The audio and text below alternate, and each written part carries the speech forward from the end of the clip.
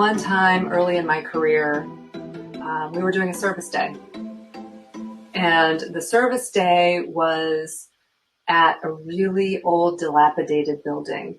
And this was where men came when they were moving from incarceration, so they were in prison, and they were here at this facility, and then they were expected to move out of the facility after a period of time to get a job, to, get an apartment, to live on their own.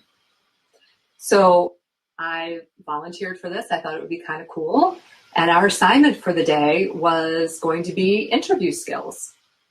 So these men often had to, for the first time, interview for a job, first time in many years. So I thought this might be kind of fun. I could do this, right? So I walk in to this room. It's a big, huge open room with just a couple of chairs for myself and a couple of chairs for my colleague, who was a guy that I had come with. So I walk over to one of the chairs, and this big, huge, hulking man was kind of engulfing his chair. And I walk over and I introduce myself and ask him what his name is. And at that moment, he kind of unfurled from that chair and stood up way above me. He had to be 6'5".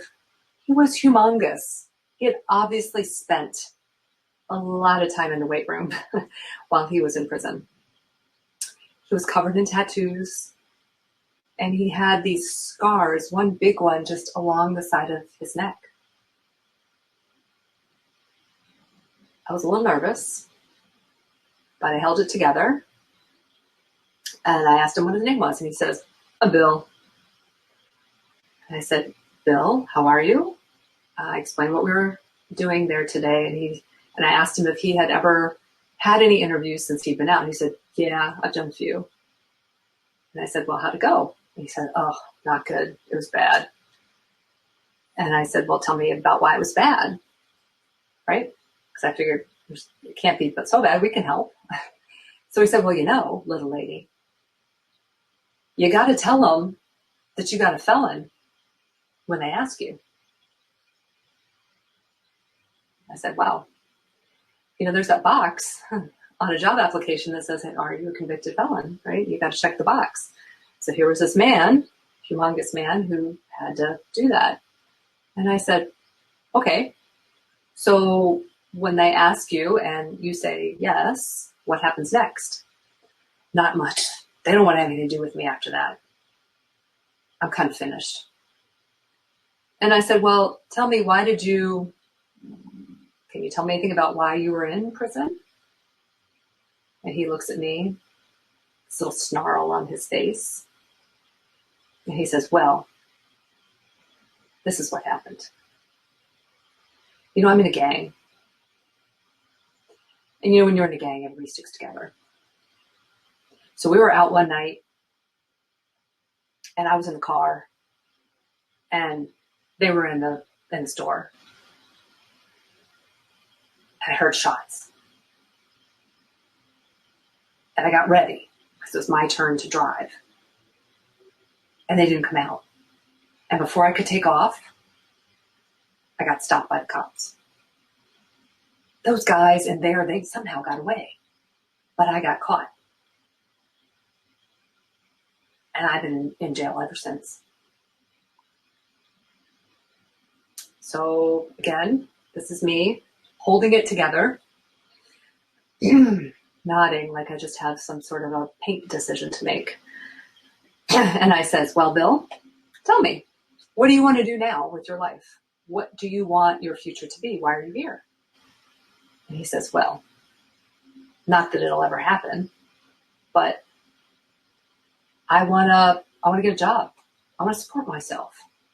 A lot of people helped me get here.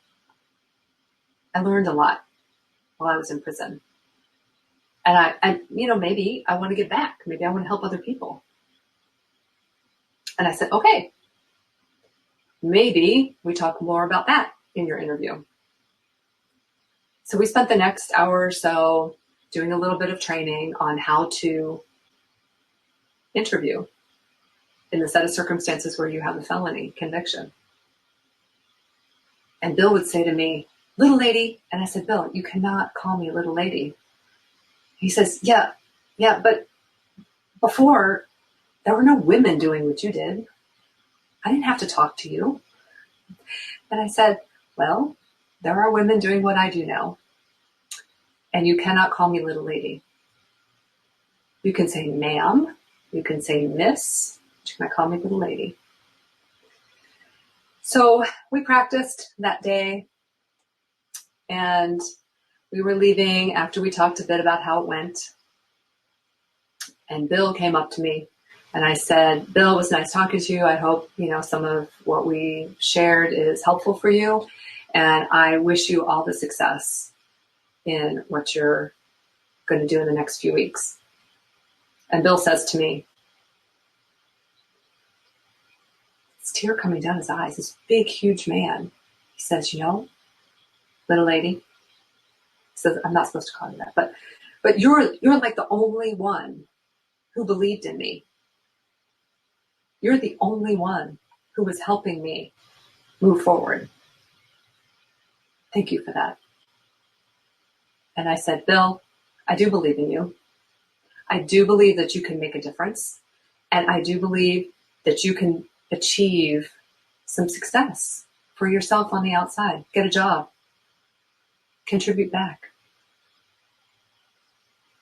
And for the women here breaking the mold, I believe that you too can be successful in whatever your endeavor, with whatever obstacle you see in front of you. I believe that you have it in you to be that rebel leader that you know you are, and to achieve that level of success that you want to achieve. So go do it. Go take one step today and another step tomorrow. You take one step every day towards your dream and your objective, and you will be successful.